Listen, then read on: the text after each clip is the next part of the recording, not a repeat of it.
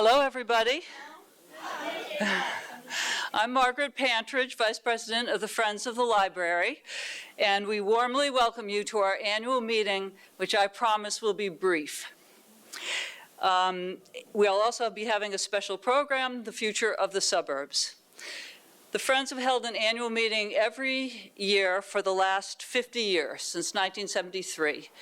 And we'll be having some special 50th anniversary events in the next year, so please watch for them. Usually our president, Bruce Barnett, would be standing here, but he was on a business trip and his plane got delayed, so I'm substituting for him. To vastly summarize the past year, the Friends took in $90,000 from book sales, donations, and membership fees. We spent $107,000, almost every penny directly on the library, with very, very little administrative money taken out. And we currently have $94,000 in the bank. The Friends, like the library, weathered the pandemic, maintaining a schedule of programs and book sales, and learning to use Zoom successfully. And I have to admit, it's a little bit bittersweet. It's so nice for everyone to be here in person, but we did get bigger audiences when we were doing our programs on Zoom. So we're hoping someday to have the technology which will allow us to do hybrid programming, but unfortunately it doesn't exist yet. But with the support of the public, we'd love to give the library a hybrid system. In another development, recently the Needham channel began doing our AV and recording most of our programs, and they will be shown on the Needham channel. And most of them are also, as long as we have permission from the speaker, they're also posted on the library's YouTube channel. I'd like to thank the Needham channel, and especially Executive Director Mark Mandel, for helping us. I'd also like to thank our board members, our book sorters, our book sale volunteers, and the members of our program committee. And last but not least, we thank the public, you and others who buy books and come to our programs and join the Friends to express your support for the library. And by the way, we're always looking for new members and for new volunteers. So if anybody's interested, please just see one of the board members whose identities you'll soon find out. And let us know. We'd love to have you. There are membership brochures in the back of the room. And now to the formal part of the meeting, the election of officers and board members. The nominating committee has presented a slate of officers for the 2022 to 2023 year. It's the same as the list of officers of the previous year, and they are President Bruce Barnett, Vice President Margaret Pantridge, Treasurer Susan Churn, Recording Secretary Jan Bowen, and Corresponding Secretary John Lechner. Are there any additional nominations from the floor? Hearing none, I'll ask for a motion from the Recording Secretary to elect this year's slate of officers. Make a motion to elect the slate of officers stated. Do I have a second? Second. Who seconded it? Lynn McClelland seconded it. Thank you. All in favor? Say aye. All opposed? The motion passes. Now we'd like to elect a number of board members. Two of them are new, Rick Fleck and Jennifer Quinn, whom we warmly welcome. And also Jan Bowen, Jay Fialkov, Keith McClelland, Lynn McClellan, Sarah Mysek, Linda Novak, and Erna Place, as well as Rick Fleck and Jennifer Quinn. Are there any further nominations from the floor? If not, then I will ask the Recording Secretary to again make a motion to elect that slate of board members. I, Jan Bowen, pass the motion to elect the slate of members as stated by Martin. Do we have a second? Thank you. Tom Harkins seconds it. Is there any further discussion? If not, Let's have a vote. All in favor, say aye. Aye. Opposed, say nay. The ayes have it. Thank you all. Just a reminder to this audience that it could be you being elected to our board in another year. So be sure to let us know if you're interested in getting involved with the Friends. And now I would like to introduce Rob Pettit, a library trustee who is also a member of the Friends Program Committee, and he will introduce our speaker. Rob? Thank you.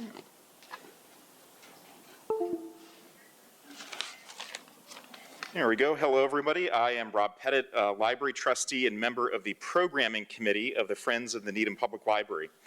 Welcome to today's program, which is organized and sponsored by the Friends. The Friends sponsor an extensive series of lectures and readings at the library each year, and this program brings the current program series to its conclusion. We look forward to starting another exciting series of programs this fall. The Friends is a nonprofit group organized in 1973 with the purpose of advancing the goals and enriching the resources of our library. In addition to these programs, the Friends supplement the town's budget for the purchase of materials, equipment, and museum passes with funds raised from our periodic book sales in the Friends Bookshop. Our program today comes at a critical time for our town as we reconsider mobility and planning priorities in a post-COVID world and embark on projects to enhance our public spaces and reduce our environmental impact. We are truly excited to welcome Jeff Speck, an internationally recognized city planner and author of Walkable City, the Smart Growth Manual, and a number of other books addressing urban and suburban planning. Jeff is a notable advocate for walkable cities and previously served as a director of design at the National Endowment for the Arts. Jeff now leads Speck Associates, a private design consultancy. And with that, I'll hand the program over to Jeff. Thanks, Rob. Can we bring the lights down? Hi, everybody. Thank you all for coming. This is great. Hey, there was a trick where we were going to bring the front lights down so you could see the slides better. So it's really nice to give a talk locally. I haven't done it, I think, since 2018. My last talk was a few weeks ago in Dubai. So this is very different and feels more welcoming. I grew up in this area, and so I was asked a bit to introduce myself and talk a bit about myself, which may surprise you when I'm done, but I usually don't. But first I want to just introduce this talk, and this was a title that I think I was given intelligently by Rob and by my other hosts, but it's something I talk about all the time, and it's something I've been focused on for, I think, 30 years. So I guess the future I was looking at 30 years has already happened, and that can lead us to more insights as we look forward. I will be looking a bit at your, I didn't, nor was I asked to spend much time, or I should say, nor was I retained to spend much time studying Needham and really looking into the details of Needham, a town I don't know all that well. I know it a bit, but I did manage to look at some aspects of your community and reach some conclusions that you can tell me if they're accurate or not about recommendations. And I'll be dropping periodically into my talk some images and some examples locally, as I always like to do, that hopefully will help support my points. So let's go back in time, and I'll tell you a little bit about who I am, because I grew up in Belmont. I was really lucky that my folks got me into architecture by moving when I was 7 into this house by a Gropius apprentice on the side of Belmont Hill. And I got really interested in architecture. I went to Williams for college, so I stayed in the state. And then, like most Williams graduates in 1985, I got a job on Wall Street as an investment banker. So I spent 2 years in New York, not loving my job, but loving the city. And to make up for it, I spent the next 2 years roughly in Florence, Italy, where I went back to my old love of architecture, architectural history, and was studying art history in Florence for 2 years, and then eventually made my way to architecture school here at Harvard, where I spent 4 more years. So I didn't graduate until I was 30. When I was starting architecture school, I saw this talk at the Boston Museum of Fine Arts by Andres Duany. And it really changed my life. I was excited about architecture and design. I didn't realize that I was interested in city planning or regional issues at all. And Andres gave this talk that you'll be getting parts of from me today that was both the best story I had ever heard and also caused me to redirect my career. And I won't give any more of it away except to say that still a good part of what I lecture in communities about these days is stuff I learned from Andres and his partner Liz, who, when I graduated from the GSD in '93, I moved to Miami. Lived in Miami Beach for the entirety of my 30s. I was single. It was a fun time to be there. 10 years, really attached to the hip of Andres and Liz, learning about the new urbanism and what they were up to. And the reason that I had been so excited by their work was because they first came across my radar because they built this town called Seaside in Florida. It was planned in 1979, 1980. It was the first attempt really in the US in about 50, 60 years to build a new community that was actually organized like an old community. So rather than building office parks or suburban subdivisions or shopping malls, a developer and then the architects who worked with him said, hey, why can't we build an old town that's based on the rules of, why can't we build a new town that's based on the rules with which we used to build places that we love so much, and found it was pretty much illegal everywhere in the US. So it was accomplished successfully at Seaside because there were basically no rules. And Andres tells the story that when they completed the plans, they rolled them up to take them to the permitting authority, and there was nowhere to take them. So they were able to create a new community that across much of the US is illegal, and realizing that for so many years we hadn't been building traditionally organized places where you could live, work, shop, and walk around, how great they were, and how difficult it was to build them. This whole new movement called the New Urbanism was founded, which was about changing the rules, creating these new communities again, and then looking back at our existing communities, our older places, and saying, how have they been undermined? How have they suffered as a result of this kind of exurban decantation of sprawl, and how can we make them better? So I worked on a whole bunch of different projects when I was at their firm, which was called DPZ, projects in Washington, D.C. This is Kentlands, that's outside of, it's in Gaithersburg, Maryland, Washington, D.C., Birmingham, Alabama,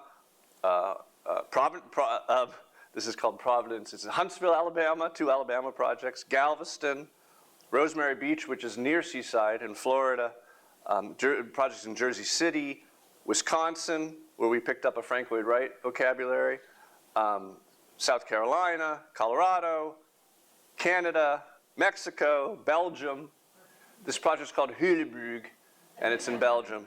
But also a lot of work on existing downtown. So master plans for downtown Baton Rouge, Sarasota, and other places where, again, we were trying to kind of reverse the damage that had been caused by the incursion of the automobile into the center city.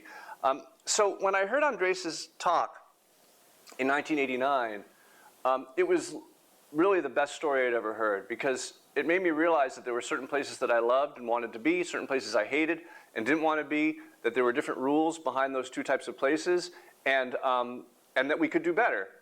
But it was a conversation that very few people were having. And I actually wrote Andres and Liz a letter in 1989 when I heard Andres's talk, and I said, can I ghostwrite a book for you based on this talk? And they never wrote me back. But I did manage to establish a relationship. We stayed in touch so that when I graduated from school, they did hire me. But finally, by around 1998, I convinced them to let me write this book with them. And by that point, I had some status, so I got my name on the cover. I wasn't just a ghostwriter. And this book you'll be getting a little bit of from me today, telling that story of towns, basically towns versus sprawl, towns and cities versus automobile-based land development patterns. The book was a great gift to me because, as you see on the bottom, there's our 3 names. And if you knew anything about the movement, you know that they were the teachers and I was the student. But a lot of people didn't know that. And so having my name on this book, I did do the work of writing it, but having my name on this book opened up a lot of doors for me that wouldn't otherwise have opened. And the biggest one was in Washington, D.C., where I got the opportunity to lead the design discipline at the National Endowment for the Arts. So I spent 4 years in D.C. Giving out grants to design programs at every scale, from graphic design to regional planning. But the best part of that job was I got to oversee this program called the Mayor's Institute on City Design, where every 2 months, somewhere in the US, now for like 30 years, we bring together 8 mayors, 8 designers. Each mayor brings their toughest case study, and we gather around a table and we try to solve the problem of their biggest urban design challenge. So a typical institute looked like this. And I met a lot of mayors, which was really fortunate, and a lot of great designers like Dawn Linden and Alex Garvin. Mayor County, who's still mayor of Des Moines, is there on the left. This is many years ago. I built my house in Washington, D.C., and started my practice, and had my first son. My family's in the audience and off their phones. Thank you very much. And at that very moment, having invested in a house and a family and all that, it was 2008, and all my clients went away. But luckily, I knew all these mayors. So I kind of stopped serving land developers and started, who I now work with again, but started working almost exclusively with mayors, and in downtowns, working on plans like in downtown Oklahoma City, which we rebuilt, and TODs, new transit-oriented developments in places like Wyandanch on the Long Island Railroad, plans for these new communities, city-sponsored, but ultimately developer-built. I also worked on a couple books with Andres. I worked on the Smart Growth Manual, which is kind of more of an insider's book with a limited audience, but then not knowing really, can I ask, could you raise your hand if you've read Walkable City in this audience? So, besides my family. So, about 5 of you. I wrote this book just because there was a lot, in my experience with mayors, I had a lot more of a story to tell. I didn't realize how successful it would be, if I can say that. It's been the best-selling, it's basically the best-selling urban design book or planning book of its decade, which is the past decade.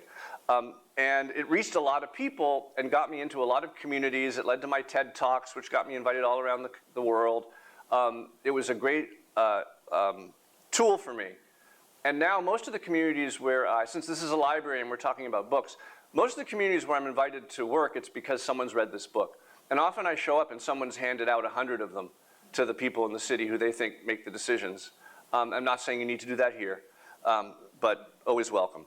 And then more recently, I wrote a book, which is the one that's for sale today, called Walkable City Rules, which is much more detailed. I'll be showing you some stuff from that. But it's much more detailed, much more of a workbook, 101 steps to making better places.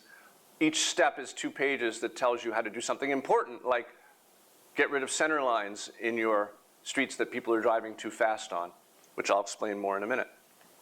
And there's been a lot of translations in other places, and that's been really just so happifying. So that's my background. Now, in Walkable City, now as we get to the meat of my talk, I asked this question. In America, in which driving is so easy and so cheap, and you don't pay the full cost of it by a long shot, and the car is sitting there, for most people, for most Americans, the car is sitting there in the driveway between you and everything. How do you get people to make the choice to walk instead of to drive? And my answer is that it needs to do 4 things. The walk needs to do 4 things simultaneously. It needs to be useful, it needs to be safe, it needs to be comfortable, and it needs to be interesting. And so I'm going to run through that. That's really the structure of my talk today. Let's start with the useful walk. The story that I learned from my mentors, Andres and Liz, after they built Seaside, Andres would give this talk called The Story of Planning. And he talked about how in the 19th century people moved people were choking on the soot from the dark satanic mills, and the planners, who weren't yet called planners, said, hey, let's move the housing away from the factories. And they did, and the lifespans increased immediately and dramatically, and the planners were hailed as heroes. And we like to say they've been trying to repeat that experience ever since. So you have the onset of what's now called Euclidean zoning, the separation of the landscape into large areas of single use only. Now at Williams, I was an art history major. I didn't know there was such a major when I arrived at school. They say it's not the most lucrative choice of majors. But I can tell you that when you're planning a place, you don't want a Rothko, you want a Syrah. Right? Rothko was the blob guy and Syrah was the pointillist. And the more pointillist your land use, this is not a zoning map of New York, this is an actual land use map of Manhattan, and you can see that red color is actually vertically mixed uses. So the first step to creating a walkable community is to mix your uses together, And that brings me to the classic new urbanist conversation. And here in 2 minutes is what Andres spent half an hour on that converted me in 1989, which is to understand that there's only 2 tested ways to build communities around the world. There's 1,000 ways to invent a city, but there's only 2 that we've tested by the thousands. And one is the traditional neighborhood. Does anyone recognize this place? It's Newburyport. I show this all over the world. And I got it from Andres, who shows it all over the world. The traditional neighborhood, and the other model is suburban sprawl. The traditional neighborhood is characterized as being compact, typically a 5-minute walk from edge to center. You're seeing multiple neighborhoods here of Newburyport. It's diverse. You see in this image places to work, places to shop, places to live, big houses, small houses, places to recreate, all in one place, most of your daily needs in one place. And it's walkable. Those are the 3 things that characterize a traditional neighborhood. Sprawl, in contrast, clearly isn't compact, thus the name. It isn't diverse. Whole square miles hold just one thing, right? One use. And it's not walkable because if you look here, so few of the streets actually go anywhere. You've got the loops and the cul-de-sacs. So the few streets that do connect have to handle all the traffic of a metropolis. They're typically about a half a mile apart. How many addresses do you see on these streets? Actually 0. Because they're so noxious, we call them traffic sewers, because they're designed around moving as many cars as quickly as possible. This environment, your 270% is likely to be killed as a pedestrian in this environment, even though everyone wants to live on a cul-de-sac for the safety of their children. But you can see it's neither compact, diverse, or walkable. So it's fun to break sprawl down into its constituent parts, the places where you only live, where you only work, where you only shop. Schools, of course, get bigger and bigger and further apart, and the parking lots are bigger than the buildings. Athletic facilities also get consolidated, and you can see here, it's nice to have 8 soccer fields and 8 baseball diamonds, but who's walking to this facility? Certainly not the kid next to the facility, because that is the route for a child to be driven by one of their parents who probably quits their job to become a chauffeur in order to allow them to live in this environment, right? So if you separate everything from everything else, reconnect it only with automotive infrastructure, your highway system gets bigger and bigger. I always tell people it's a 2-part deal. You know, you can have this if you want it, but you can't have this without this. If you separate uses, you're going to be spending a lot of time in traffic, often to absurd extremes of what we invest in our horizontal landscapes, so you never have to wait more than 1 light cycle. Because the environment is so banal and painful that if you have to sit there for more than 1 cycle of the light, you just want to shoot yourself, right? So, and that's the experience. This is not Photoshop. This is a real place in Florida. It's very stressful on families. The longer your commute, the more likely you are to be divorced. Driving can be a real drag, and being a pedestrian can be worse. So this is a really important slide because it shows you the difference between these 2 models. It's the same stuff, places to live, work, shop, recreate, but how big is it? How far apart is it? And do you have what's called a dendritic, or a branching road system, where every road has to hit the central collector, or do you have a nice porous block system where there's in fact 21 ways to get from here to here? Because if you have 1 engine fire on your collector road, your entire city shuts down for an afternoon if you're in the sprawl model, right? So when you build new places, these are the images to consider. When you look at older places, the other thing I was going to say, in this useful category, of course, transit is a huge part of that. You can have a perfectly walkable neighborhood with no transit, but a walkable city relies on transit because you need to connect those walkable places to each other. And that's, of course, what you have with your commuter rail here in Needham, your 4 stops. And you have 2, look back at this diagram, the diagram on the right.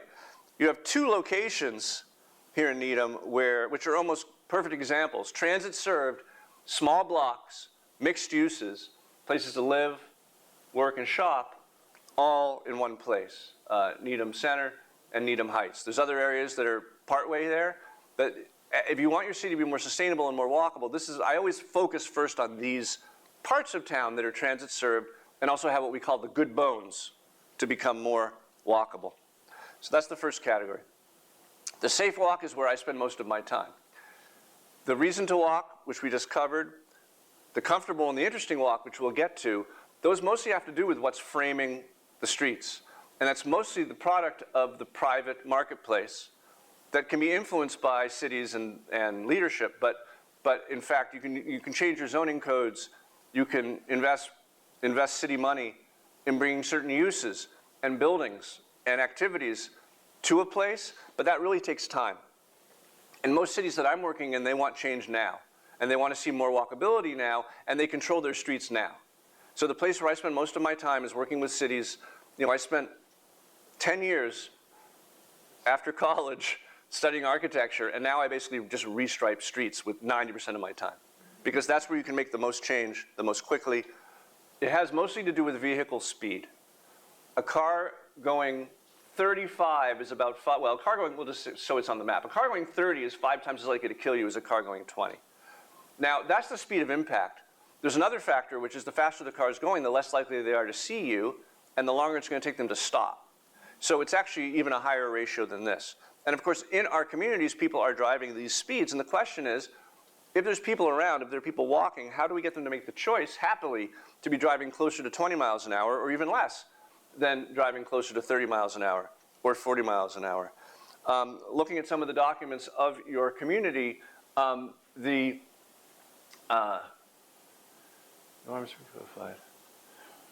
the years, professional and government entities have studied the interrelationships between the driver, vehicle, road, traffic, public transportation, and the abutting land use to establish norms and rules to make this coexistence effective and safe. These norms and rules have been codified.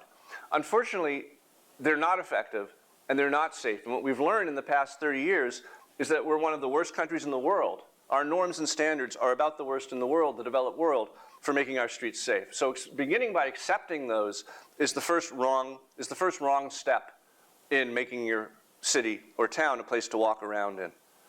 Here's some evidence. The United States among developed nations is about the worst, about 12 deaths per 100,000 per year on the roads, compared to a place like Germany where it's closer to 6, or Sweden where it's closer to 4. And then the real epidemic has been among pedestrians. We've been making cars safer and safer every year for the people inside the car. In the US, we have had this incredible increase, 5% a year over the last 10 years. It's now more than 50% more deadly to be a pedestrian in America than it was a dozen years ago. So, and you compare it to Europe, compared to 1975, we've gotten so much worse. We are 20 times worse. We used to be 2 times worse than the Netherlands, but now we're 20 times worse than the Netherlands. Norm Garrick is a researcher who gives us all this data. So, what can we change? The first thing we can change in some locations is the number of lanes. And this is a topic I share with every audience, whether they want to hear it or not, because it's the great black hole in thinking about transportation planning in the world, and it's called induced demand. Induced demand is what happens to make this theory false. This is your typical theory about how you solve congestion, which is that when the number of trips is above the capacity of the road, you get congestion, and you can solve it by widening the road. The problem is that this never happens. What happens instead is this. There are a certain number of trips that are induced by the wider road. And it's been widely documented. It's never been shown to not happen. This is the study that was presented to the Paris School of Economics, very straightforward. Actually, I have no idea. I have no idea what this says, but the evidence is in expansion over expansion, both of highways and of city streets, basically 40% of the expansion is taken up immediately by new induced trips. And within 4 years, 100% of that expansion is taken up. And the reason is this. In congested systems, the principal constraint to driving is congestion. If you think about it, congestion is the principal way that most of us are made to pay for our low-cost, relatively low-cost driving lives. You know, economists call driving a free good. It's a good that you do not pay by any means the full cost of. When any good is a free good, the smart thing to do is to use it as much as you can. And so when the principal constraint, which is congestion, goes away, people drive more and use up that extra space. And you achieve an equilibrium. And the equilibrium is exactly that amount of misery that we're all willing to put up with, stuck in traffic, right? And it won't change. So there's all these great anecdotal stories as well the 405 freeway, had 2 Carmageddons to make it wider, and it opened with more traffic than it had had before, more congestion. Example after example of streets getting their congestion back. It never doesn't happen. The question is, how much do you want to invest in having more lanes of congestion versus fewer lanes? Because the cities that invest more, the metropolitan areas that invest more in highway miles, basically what they achieve is a longer commute. Now, I always say that in communities and then I move on, because intellectually I might convince you, but I'm not convincing everybody. And also, it's just so counterintuitive. You know, there's traffic on the street, we need to widen the street. It just makes sense. So because it's counterintuitive, I also look in communities for streets that aren't fully at capacity. And often you can find them, not as much in New England. In places like Oklahoma City, which was named the worst, let's find it. Oklahoma City is the worst city for pedestrians in the entire country. The mayor read this in around 2012 and called me up and said, what do we do? And I said, let's do a walkability study. And what we found was a great mismatch between the traffic counts on their downtown streets and the actual size of their downtown streets. Now we know a 2-lane road without turn lanes, 2 lanes only, 2-way, 2-lane, can handle 10,000 cars a day. And these were streets in their downtown core, 5,000, 6,000, 3,000, that were 4, 5, and 6 lanes wide. And they were designated to stay that wide as they were repaved. And we said, we have this mismatch here between supply and demand, and we can actually take lanes away. And so, conveniently, this tower was being built downtown, Devon Tower, generating $200 million in tax increment. And they said, let's spend it rebuilding all of our city streets. And I was able to redesign the curb-to-curb of these streets. I got rid of 1/3 of the lanes. I doubled the amount of on-street parking, which the merchants really appreciated. Added bike lanes. So a typical street went from a 4-lane, 1-way to a 2-lane, 2-way. With a tram in it, this street became this street. This is what you do if you have money, okay? If you have money to spend and you have excess capacity. I tell communities, don't rebuild, restripe. Because actually most communities don't have that kind of money. And for the price, even if you have a lot of money, which you don't, but none of us do, even if you have a lot of money, you can restripe a whole downtown for the price of repaving one big street. So why not do that? So this is Cedar Rapids, where they had no money. But over 8 years, we went from this road pattern, you can see the multi-lane streets, to this road pattern, before, after, and then before, after. So I've done this in a bunch of different cities, and no one's ever had a traffic problem. They always think they will, and they don't. They don't. Now, I'm not saying that streets like, what is this called, Great Plains, right? I'm not saying Great Plains isn't congested during rush hour. But it is a street that has more lanes in it and is less safe than it could be. It has more lanes in it than it probably needs. And one of the reasons I say that is you get east and west and you can see it's a 2-lane road. It just widens to a 4-lane road in the heart of downtown. And there's a plan underway, as you probably know, that will lock this in for the next 50 years. That's currently about to happen. And my argument about Great Plains is that so this is interesting. I actually cut it off here, but if you look at your same statement. Needham streets, our streets play the dual role of providing access to our homes, work, and schools while providing passage for through traffic. Guess what those extra couple lanes are doing? They're providing passage for people from Wellesley and other communities, forgive me if you're from Wellesley, who want to cut through your downtown. And the more lanes you have here, basically the more pass-through traffic you are welcoming. And you can see, and you know, that you have Route 9, you have the Mass Pike. There are lots of other ways to get into Boston than to take Great Plains Avenue. But what you're doing with the current road striping is to basically create an equilibrium in which it's congested at 4 lanes. You could easily have an equilibrium in which it's congested at 3 lanes or 2 lanes. So you're making the choice to be a conduit, which I don't know how that serves you as a community. I don't think it serves you as a community. I would push them onto the Pike or onto Route 9. So that's my first point. Okay, the next issue, how wide are your lanes? How many lanes do you have? We did that, check. How wide are your lanes? Andres Duany showed this slide in 1989 and said, the typical road to the typical subdivision in America is wide enough to allow you to experience the curvature of the earth. And it's true. because the standards have shifted. This is a neighborhood from the 80s, 60s, excuse me, this is a neighborhood from the 60s, here's a neighborhood from the 80s. You can see 60s, 80s, look what happens to the streets, same height of airplane. The standards have shifted. As streets get wider, people drive faster, that's very clear. And I should say that, you know, a 10-foot lane, which used to be the standard for a through city street, a busy city street, that's basically a 30-mile-an-hour lane. It actually qualifies as a 45-mile-an-hour lane. A 12-foot lane is a 70-mile-an-hour lane. You'd see that on a highway, right? And drivers know that when they drive. Now, when we make new communities, of course, we make narrower streets in the residential areas. This is for the non-through streets. For neighborhood streets, of course, you can go much narrower. My client, Vince Graham, and we worked on this town. It's called Ion. He built this town in Mount Pleasant, South Carolina, a two-way street. He's famous for quoting this philosopher who said, "Broad is the road that leads to destruction. Narrow is the road that leads to life." And it's true, because wider streets are more dangerous. We have now NACTO. It used to just be AASHTO, the American something of highway engineers. Now we have a new organization, it's not that new anymore, the National Association of City Transportation Officials, NACTO, which is enlightened and which is attempting to replace the AASHTO standards, which are made permanent in the MUTCD, the manual that your town currently uses to regulate how its roads are designed. You can replace the MUTCD with the NACTO manual. The NACTO manual says very clearly, lanes of 10 feet are perfectly adequate.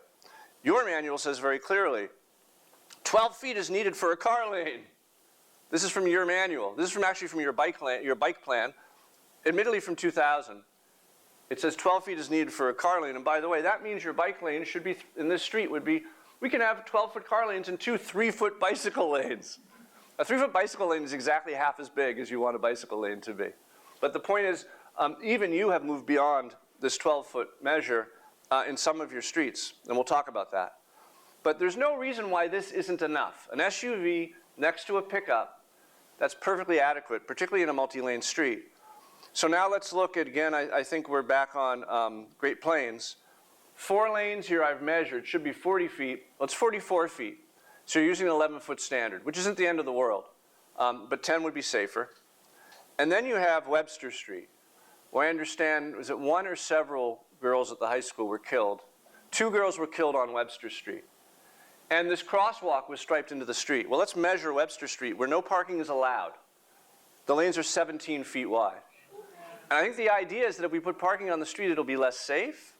That is wrong. If you put parking on the street, it'll be more safe. If you put bike lanes in the street, you do anything to narrow these lanes, the street will be safe. And the fact that nothing has happened, you know, people have been slow to learn this stuff.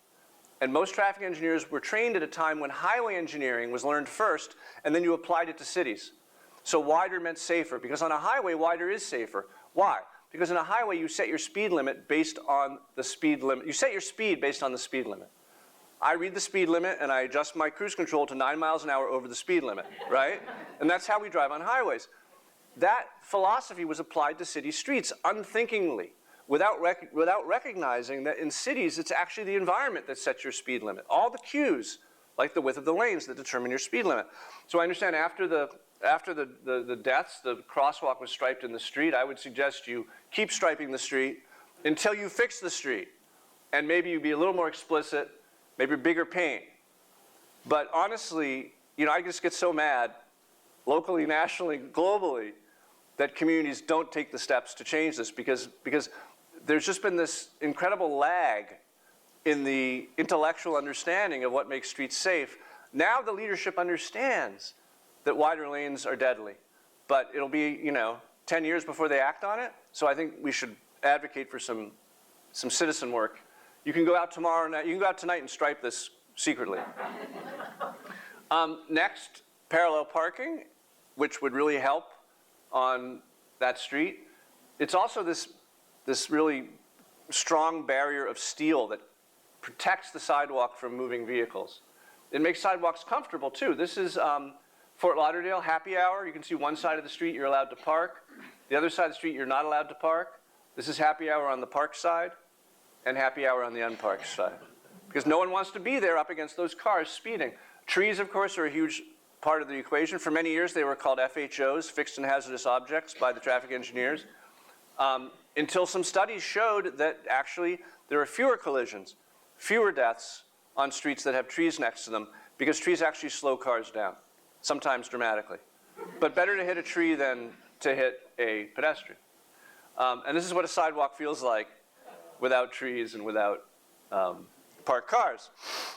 I mentioned this earlier. They did a study in London, and they found out that when you remove a center line from a collector or arterial road, speeds go down 7 miles an hour.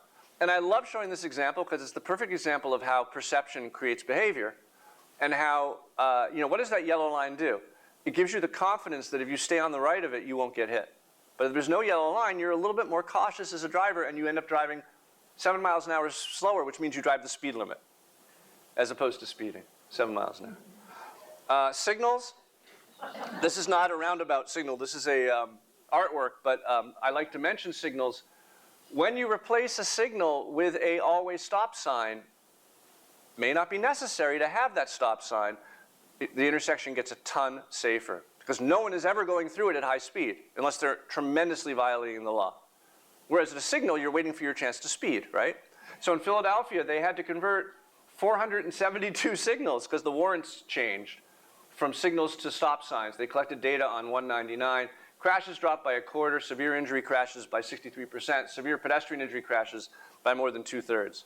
And I'm always changing signals to stop signs in the communities I work in. The local habit in Philadelphia of speeding up to beat the red. They only do that in Philadelphia. So this is my definition of the good city. The bikes just blow right through. Wheelchair users feel quite comfortable. No one's ever going through the intersection at speed. Bike lanes, of course, bike facilities. The technology of the bike has been basically unchanged for 125 years. But the technology of our bike facilities has changed dramatically. And this new technology is dramatically changing cities. The protected bike lane, where the traffic is moved off the curb and protects that bike lane from the moving vehicles. Sorry, the parking is moved off the curb to protect the traffic, is a game changer. This is Prospect Park West in New York City. They removed one of the 3 lanes of this street to create that protected bike lane. Of course, the number of cyclists tripled. Cycling went off the sidewalk because it was safe now to bike on the lane. Speeding dropped precipitously. Injury crashes down 63%. Interestingly, people were getting through. Drivers get through this neighborhood just as fast as before. They were just speeding from red light to red light, and now they're coasting a little more calmly. This being New York, there was a drawn-out 5-year lawsuit. Eventually, the bike-hating NIMBY trolls grudgingly surrendered to reality.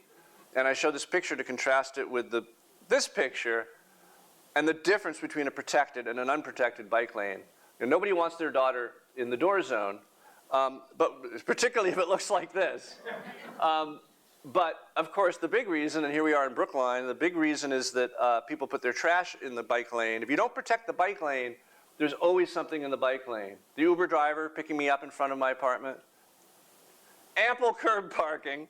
I asked them, did they get any instruction about where to park? No. They just pull right into the bike lane. Buses in the bike lane. That's the experience, looking behind you so that no one kills you. I don't know if you saw the news in Chicago 2 days ago, a woman in this exact position, her 3-year-old daughter was killed because she had to pull around a parked municipal vehicle and was hit by a truck. A little ironic. And then, of course, people who really aren't clear on the concept. These are the new bike lanes in Somerville, and this is the gold standard. This was normal in Europe 20 years ago. We are finally bringing it to the US. The bike lane is out of the street entirely. It's up on the sidewalk. In our new project in Newton, this is how we're doing it. In Riverside, the bike lane on Grove Street will be out of the street, up on the sidewalk edge. If you're rebuilding and not restriping, that's the solution. And of course, sharrows are a joke. Sharrows, which we have some in Brookline, studies show they actually make streets more dangerous. I actually went on Twitter when this study came out, and I asked my Twitter followers for a new sharrow that was more accurate. One person suggested this. The winner, though, was the Prero. But nobody bikes in this weather. This is a map of the hottest to the coldest states. in the US. Massachusetts is somewhere, there it is. And then the line that's bouncing up and down that has no relationship whatsoever to the temperature is the biking. And the biking is a function of one thing, investment in bicycle facilities, period. That's what determines how many people bike. If you want a biking culture, you will get one if you invest in safe cycling infrastructure. And by the way, I've been reminded by Rob that Needham is quite flat, right? So you don't have that impediment either. Although I'll tell you, that matters a lot less, particularly with e-bikes available now, that matters a lot less than it used to. So as they say, there's no such thing as bad weather, just bad gear when you're riding your unicycle. And then this is important, because I know a lot of people here, like in Brookline or Newton, want to be more progressive and equitable in what they fund. And everyone thinks of biking as some sort of elitist activity. In fact, fully 38.5% of people who bike to work are from the poorest 25% of Americans. So if you invest in bike infrastructure, you're disproportionately helping those who have less. Now let's look at Highland Avenue. There's a plan now for Highland. It's rather washed, well, it's hard for you to see from there. There's a plan now for Highland Avenue running all the way into Newton, Needham Street. That plan is locking in 12-foot lanes against an 8-foot parking lane. Now, this curb, they're moving the curbs, they're rebuilding the curbs. So this could easily be an 8 and 10, for example. I have some other ideas, though. This is a street in many parts which, if I'm not mistaken, is not being fully parked. Secondarily, all these buildings have parking lots on site. Like the street, for most of Highland Ave, the street parking is supplementary and in excess of adequate off-street parking. So while I really do like parallel parking to protect the sidewalk, I think that Highland is a street, notice the parking lanes are not being used in this photo, Highland is a street that could lose half of its on-street parking, which I don't usually recommend, but I could recommend here. Now, so I went into Highland Avenue and I modeled it in StreetMix, which is a program any of you can use. So easy to use, streetmix.net. You don't need any education to use this tool. And I put in the existing widths of Highland Avenue, 12 feet. This segment might be too wide, says the program. That's an important hint, right? So let's make them 10 feet wide, and what do you get? If you make them 10 feet wide and you eliminate one side of parking, you can actually have a 2-foot buffer and a 10-foot two-way cycle track on one curb.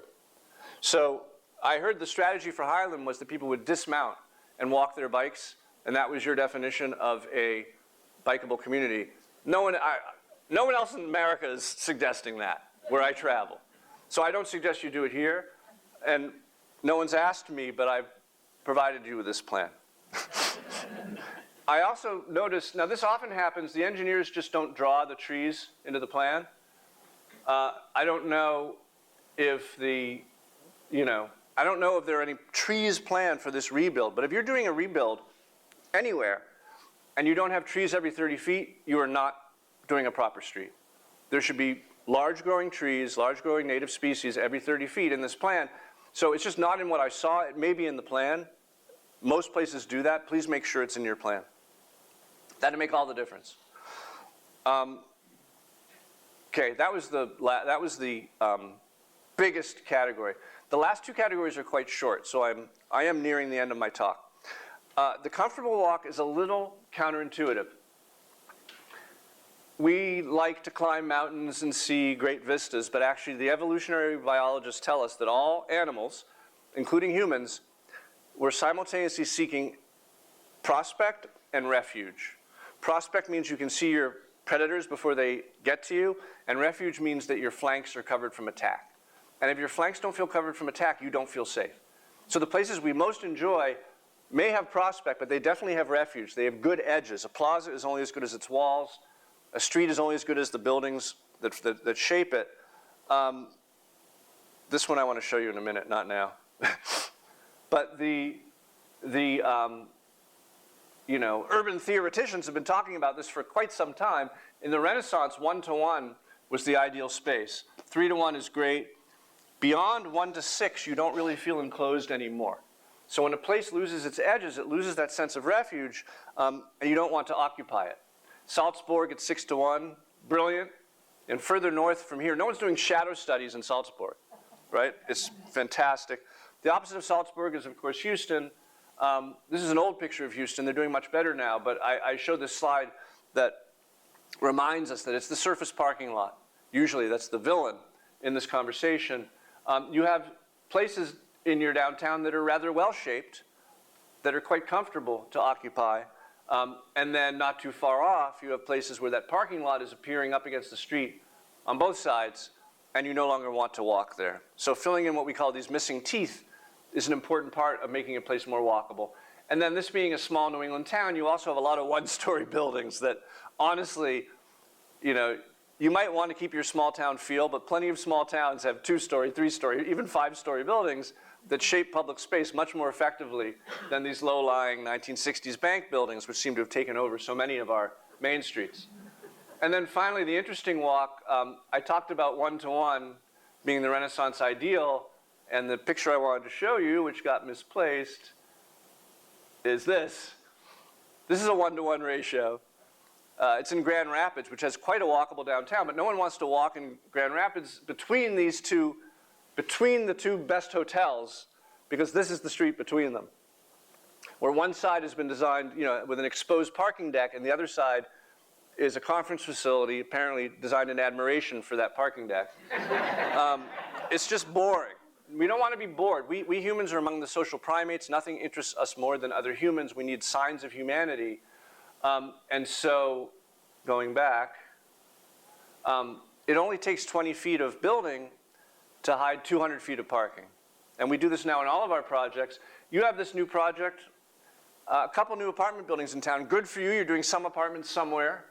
And you'll notice this technique that developers do, where they wrap the garage with a thin layer of one-sided hallway with apartments on it. So when you're in this courtyard, you don't have to look at the garage.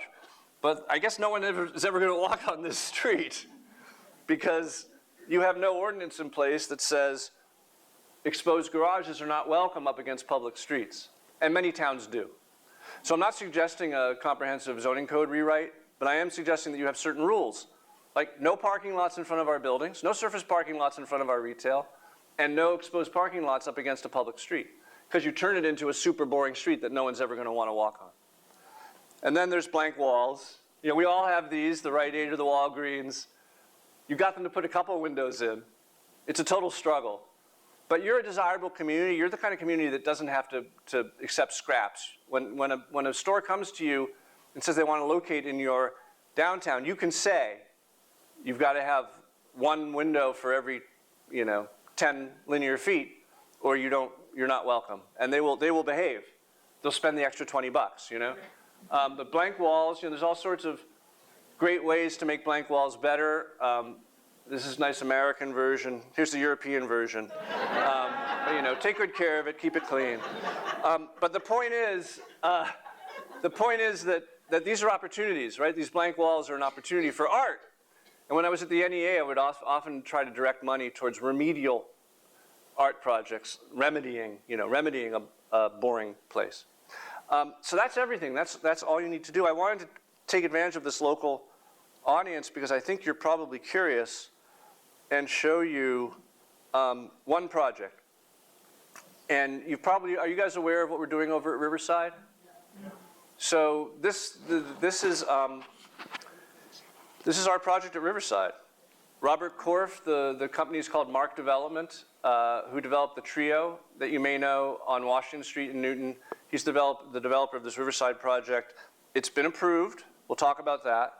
But I have a video to show you that's just, I think, it's less than 7 minutes long, and then I'll basically be done.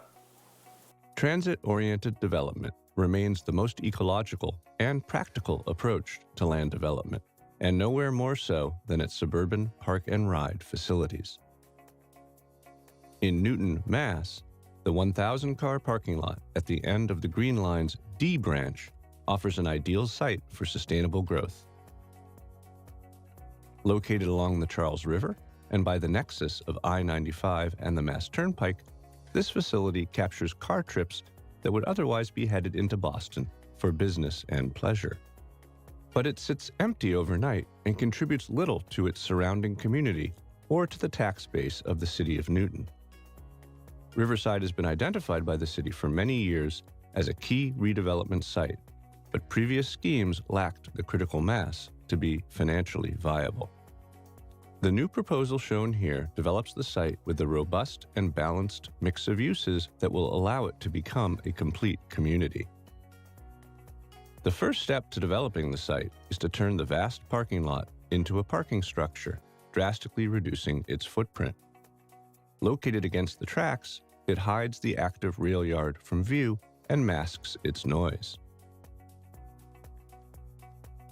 Placing this structure not directly against the train stop, but a short distance away, creates a public space that will be actively used because it is on the way to the train. The next step is the central spine, a main street that is lined by buildings on both sides. This spine reaches the full length of the property to create a pleasant 5-minute walk, the standard measure of most walkable places. Next, the main street is punctuated by more public spaces, including a hillside park that can be used as an amphitheater, a small green across the street, and a civic square anchoring the southwestern end of the site, lending more activity and destinations to the community. This collection of streets and squares then becomes a framework for the buildings that give life and shape to the public realm. Just as the new parking structure hides the rail yard, occupied buildings are deployed to hide the parking structure in 2 different ways. Near the retail square, a collection of shops, likely including a small grocer, fill the ground floor facing the street. These are located behind a tall arcade of columns, providing a sheltered walk along this edge. Further along, the rest of the parking structure is masked by a thin layer of apartments designed to resemble row houses, completely concealing it from view. At the transit square, buildings protect the public space from the train tracks and rail yard, while framing an upgraded entrance to the train platform. These 2 buildings, and one more shaping the main street to the south, contain 4 to 6 stories of housing above a ground floor of shops, contributing to a total of about 65,000 square feet of convenience, shopping, and restaurants. As the main street curves west past the amphitheater, 3 more residential buildings give shape to the public spaces they surround. With the goal of providing around-the-clock life to this end of the site, these buildings are supplemented by a new hotel condominium tower and 2 office buildings. The first of the offices is scaled appropriately to neighboring Grove Street. The other office and the condo tower are visible mainly from the highway and can therefore take a more dramatic scale. 2 parking structures, one hidden behind the office tower, the other buried into the hillside, serve surrounding office and residential uses. Conveniently, these uses peak at opposite times of day, allowing the efficiency of shared use to shrink their size. Currently, car trips to and from the park and ride lot peak inbound in the morning and outbound in the evening, both during rush hour. Placing a balanced mix of uses on the site will create a more even flow of trips in and out throughout the day. But those efficiencies are likely to be outstripped by a dramatic change planned for the Grove Street off-ramp. Today, most trips into the park and ride lot exit I-95 at Grove Street and then turn left to enter the site, cutting across opposing traffic and sometimes creating backups along Grove. The proposed reconfiguration would lengthen the Grove Street off-ramp to provide a direct path into the new Main Street. Drivers heading towards Grove Street could still access it easily, but most inbound commuters would steer clear, removing the main cause of backups on Grove. Across the highway in Newton Lower Falls, a new roundabout would improve both safety and traffic flow at the access roads to I-95 South. The plan for the site will also improve bicycle access to Riverside. A combination of dedicated bike lanes and multi-use paths along Grove Street and Recreation Road will welcome cyclists to that corridor and connect to planned trails along the Charles River. A final opportunity presented by this project is the resuscitation of the parkland surrounding the Charles River adjacent to the site. Considered by Charles Eliot to be one of the river's most beautiful stretches, these snaking bends were home to one of America's most popular water parks in the early 20th century. Now largely untended and hard to visit, this unique landscape is designated to receive a roughly $6 million investment from the proposed development, transforming it into a valuable amenity for nearby residents. In all, this compact, walkable, mixed-use redevelopment of a massive parking lot will provide more than 600 homes serving a range of incomes and create more than 500,000 square feet of office space, while funding a 33-acre park. Predicted to provide a net increase to city coffers of more than $2 million each year, this plan will finally put a worthy destination at Newton's busiest rail stop.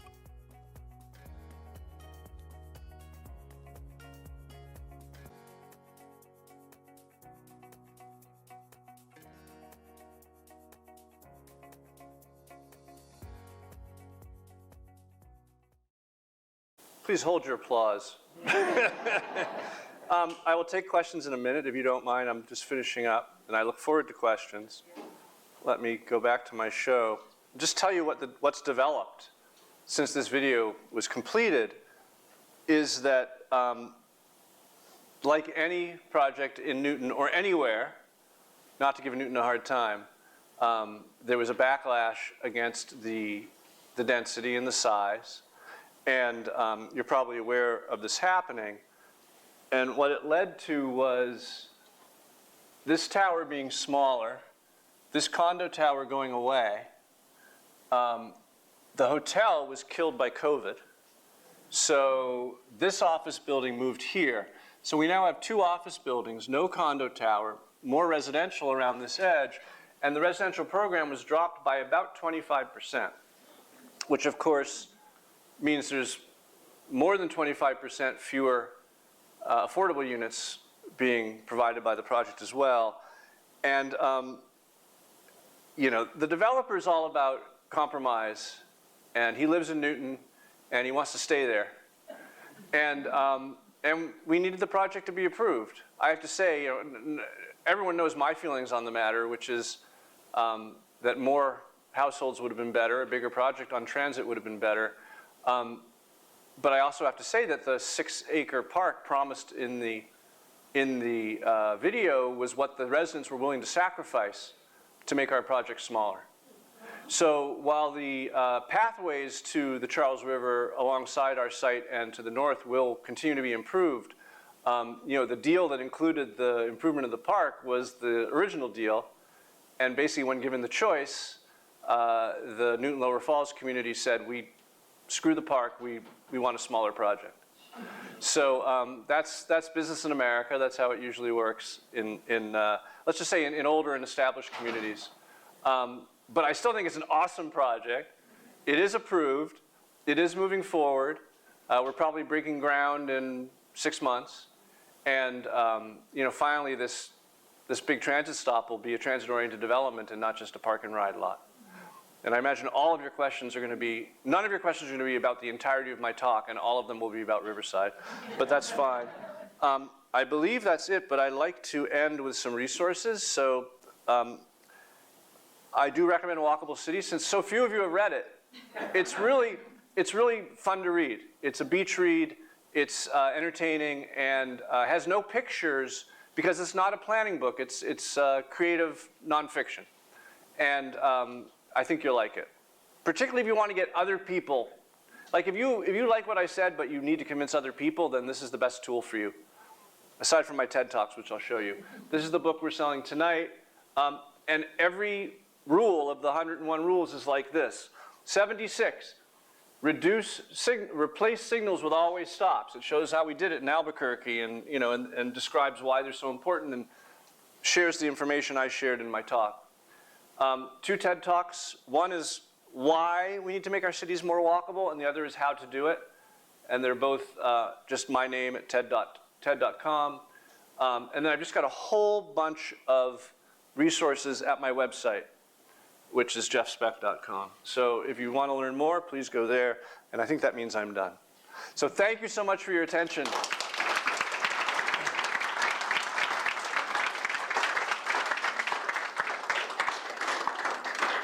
And that hand was up before I finished, so please give her the mic and back there.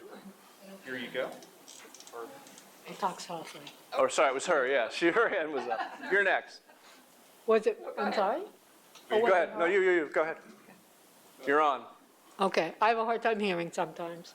I don't know if I need this. Can everyone hear me? I think they're recording it, so it's. Oh, okay, yeah. hi. First of all, is that your building that you work at, or is that just a picture? That's my house I built in Washington. Oh, for my that's family. beautiful. I Well, love it. thank you. Okay, so in reference to the Newton thing that you're doing, the part that we missed because the computer went haywire, the park, from what I understand, what you just said is gone, but let me ask you a question anyways.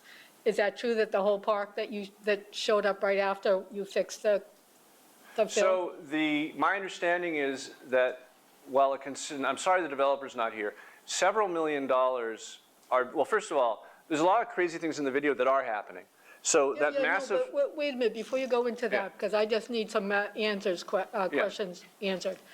From my understanding now, that whole park is gone, but even though it's gone, where was it gonna go? Right, so the park was improving the existing area around the river. So there's a large public open space that surrounds the Charles River in that area, which is beautiful. And the original scheme included a significant investment to improve it, to put in paths and playgrounds and other facilities. I believe that part is no longer part of the plan. However, the park still exists as a place you can go. You just, rather than bringing, a kite, you're going to bring your hiking boots. No. It's still going to be a rough park as it exists now. Okay. However, the project is funding connections along the frontage road that is called Recreation Road that connects the left side of our plan all the way to the park, which isn't that far. Those improvements will still be going in, so it'll be a safe, pleasant walk to the park. And then there's some other connections, I think, across the highway that are being invested in. There's a pedestrian bridge across the highway there that's currently closed, that we're beginning the process. I believe we're at least paying for the design of the reopening of that bridge. Well, that was gonna be my other question, because in the film, I saw a couple of, like behind, like where the traffic was coming in, right across from there's like a triangle of all trees. Yeah. And I thought, oh, wouldn't it be cool if you built a bridge and then created something in that, for open space kind of. That area between the highway and our property, because of road noise and other things, isn't really the best area, but the area to the north up against the river is quite nice. Okay. And we are going to continue our out-of-the-street bike cycle track that runs along the south side of our property along Grove. It will turn the corner and reach up to that park. Yeah. Okay. Behind you. Question? Thank you. Yeah, so you mentioned that there are new road and street planning standards known as NACTO Yes. that are more up to date and modern thinking, but that Needham is still relying on the older, less progressive As are standards. most cities. Well, that's what I was going to ask. Why are we still using the old, and do other towns, are we still stuck on the previous standards? MUTCD, the Manual of Uniform, and MUTCD, the Manual of Uniform Traffic Control Devices, dictates, particularly in smaller communities that don't have budgets for big planning departments and doing the research, it's just easy to apply that. Now, I should say that that's often attached to state funding. And that's, I think, that might be on the way to changing, because the state is becoming quite enlightened in traffic standards. It used to be that if you wanted state funding, you needed to absolutely follow MUTCD. I'm not sure if you need to do that anymore. But a lot of communities are adopting NACTO, big and small, and that would be a really interesting alley to investigate in town meeting. Thanks. Oh, just 1 second, we had a question back here. I think there's a general perception in the public that developers over-ask for what they want because they know it's going to be cut. Could that be what happened at Riverside? I think that we started with even a bigger project. So, I work for a lot of developers. I work for a lot of cities. I think every developer has a sense of what will fly in different communities. If there was an intentional effort to over-ask in Riverside, I was not aware of it. And we loved that earlier proposal, and I'd still love to build it. But in fact, there had been previous plans for Riverside over the last decade that have all failed because they catered to the community's demands, and then they were not economically feasible. So in this case, we found a project that is economically feasible. Maybe it's not as big as we would like. It's bigger than certain people in the community would like. I'm just thrilled that at least so far, the developer has every intention to build it because it seems to work quite well financially. Did you have a question? Yeah, sure. It's probably, so one of the issues, again, we are a relatively progressive community, but I think one of the things we come up against is this sense that developers are evil. And given that we have there's no prospect that the government is going to be building anything anytime soon, this is something that those of us who do want to see rezoning and multi-use and so on keep running up against in progressive communities, which is, but the evil developer wants it, so there must be something wrong. Yeah. And so it is, I think it's a genuine, I have a healthy skepticism of corporations and profit-making institutions. So I guess my question to you is, of course, you work with developers, but how does one approach that sticky subject? Well, I'm always advocating for completely replacing the existing structure of how we do development in the U.S. There's windfalls made every day when, particularly my wife's from Iowa, when farmland is turned into developable property, that's where the money is made. In this case, we already had it wasn't farmland. And I should say, what amazes me about Riverside is that it does pencil out, even though we're investing tens of millions of dollars in building the T, their park and ride, and we're investing tens of millions of dollars in changing that highway off-ramp, which is part of the project. That's not been cut. That's like an essential part of the project. It still works. But, in Europe, like back in the 50s, 60s, when Berlin wanted to expand, Berlin, the city, they would go to farmland, and they would buy the farmland at farmland prices. They would condemn it, they would plan it, and then they would sell the individual lots at developable prices. And so that's why, Berlin has an arts budget the size of the NEA, because that windfall then went to the city and not to private practice. In the US, we don't do things that way. We're never going to do things that way. And developers won't do the work unless they're aptly, compensated, and their investors are compensated, amply compensated. This is just business in America. So it's fun to watch. If you're on Twitter, the YIMBYs are beating the NIMBYs every day on Twitter. Unfortunately, that's not real life. But this developer in Riverside has spent 5 years, and I don't know how many million of dollars, paying consultants like me.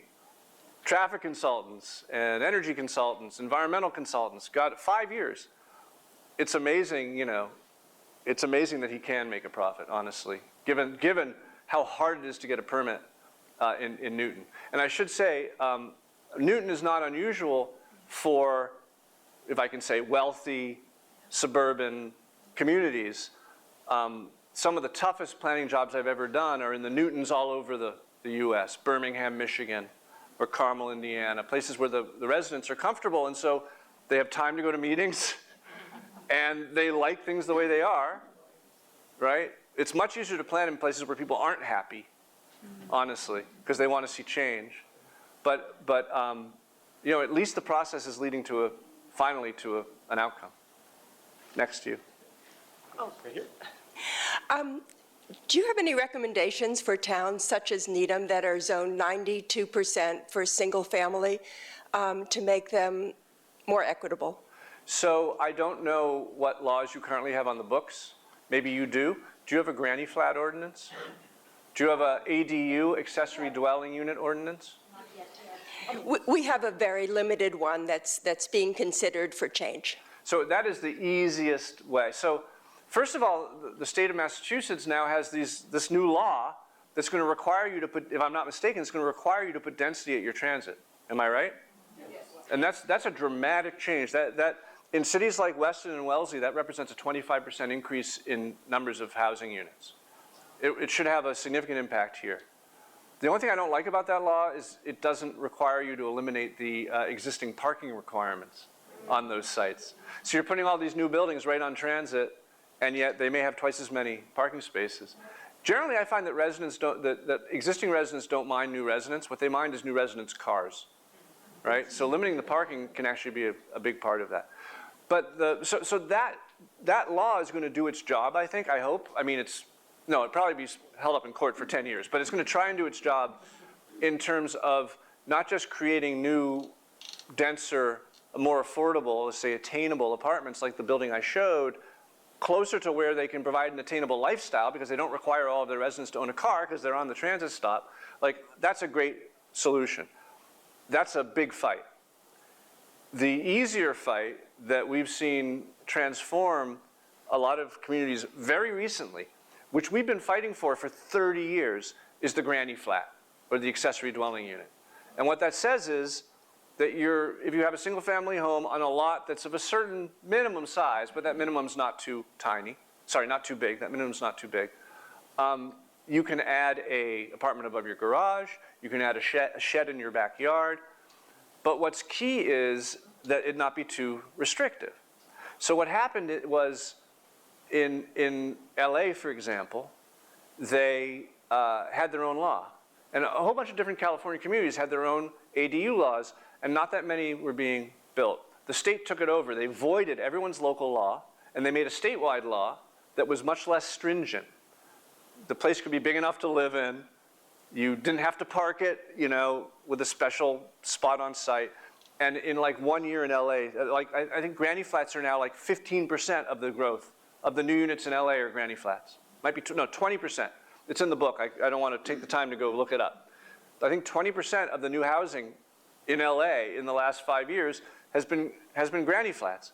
So if you make a less restrictive and no one minds because the primary homeowner supervises the renter, who's usually their mom or their kid anyway, right? But in fact, if you want your kids to stay in your community, if you want your parents to stay in the community when they no longer want to have their own big house, if you want to stay in your community. In some of the communities that we've built, which have granny flats, there was a woman who built a big house with a granny flat. She moved to her granny flat. She rents out her house and she lives for free. I mean, it's amazing. You could do that here.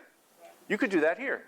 So I really encourage you to have a more lenient ADU ordinance. It's the most delicate. It's the most delicate existing neighbor-friendly way to increase housing. Hi there. So I grew up in the Midwest, like your wife, but in Detroit, in a big city, so I'm used to the grids.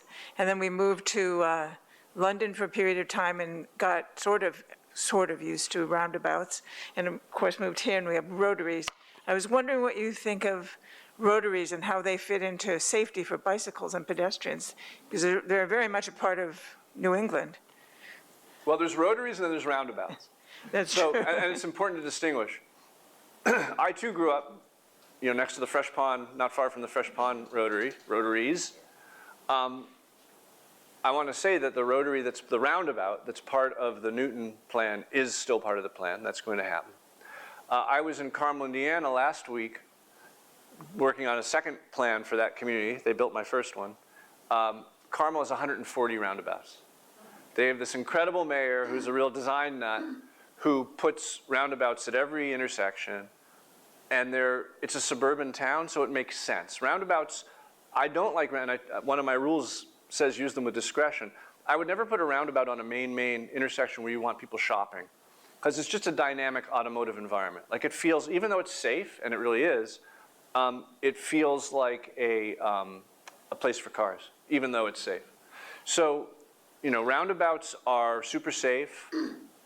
They say when there's a crash, you call the tow truck and not the ambulance. And the only issue people have with roundabouts is bikes mixing. And these days, when we do roundabouts, we try and pull the bikes off the road before the roundabout so that they're not just trying to mix with all the cars, because people do go in as fast as they're comfortable, which sometimes can be pretty fast. Yeah, I don't like roundabouts so much in urban areas. but I think they're a good solution for suburban intersections. Well, I have the figure. In 2016, there was 80 building permits for granny flats. In 2016, more than 2,000.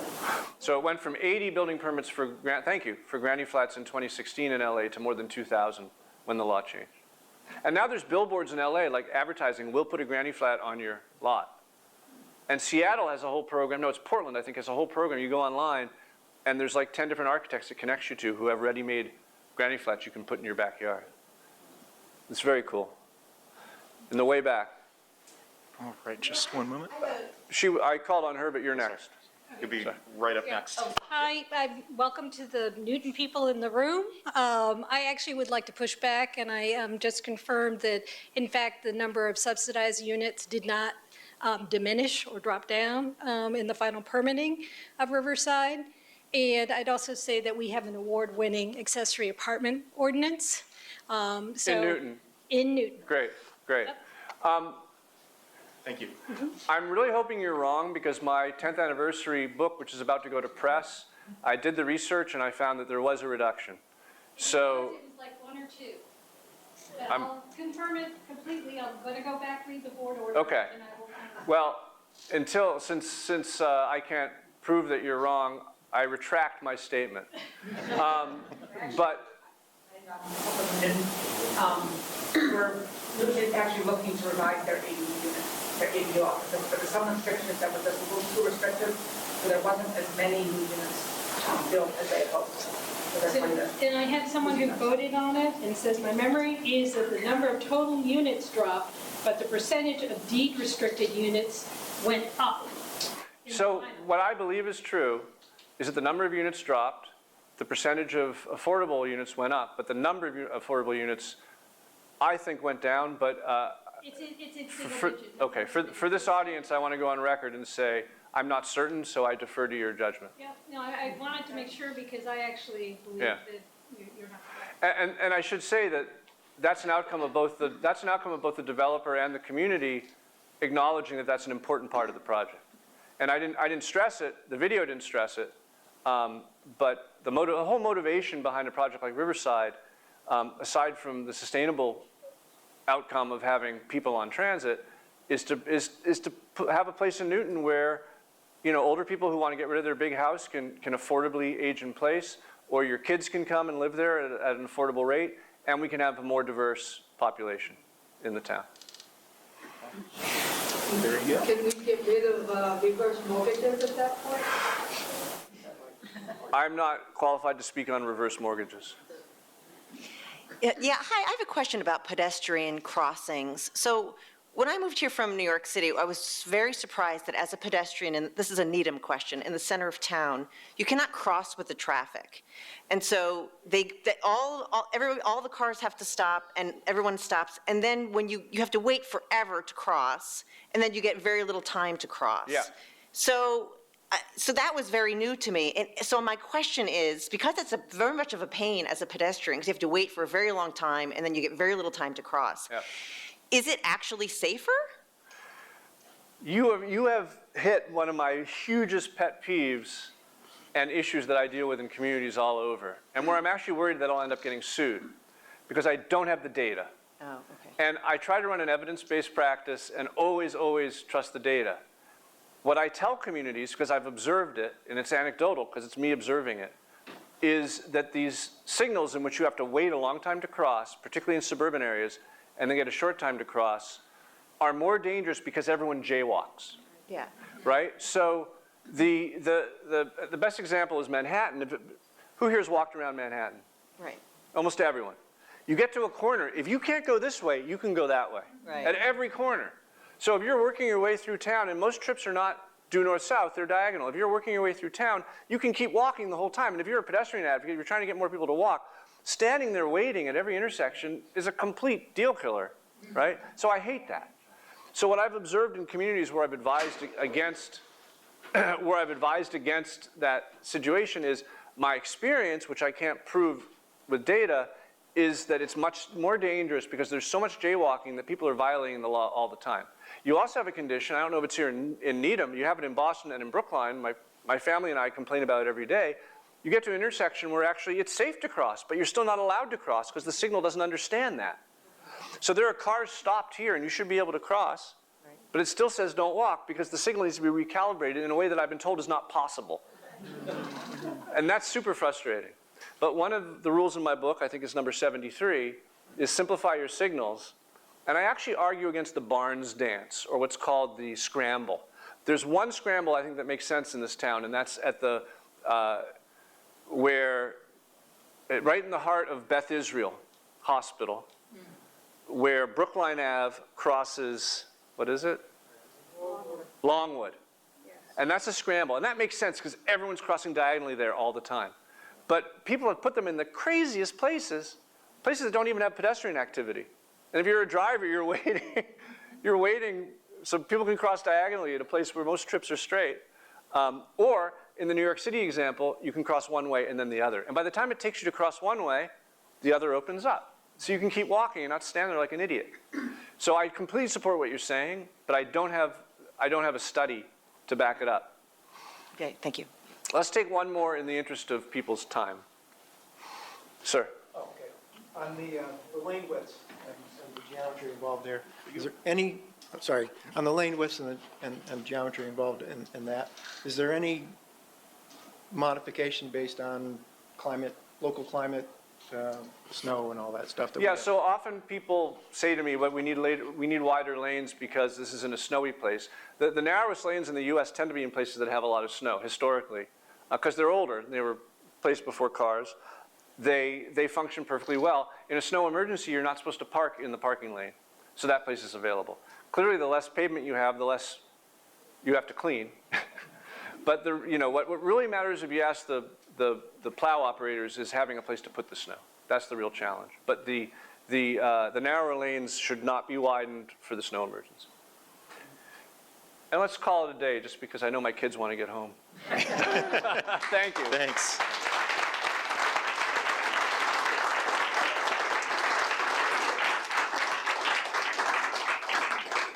And I'll be signing books here for people who want to say hi. Right, and on behalf of all the friends, thanks for showing up. We're going to have the book signing over here, and have a great rest of your day.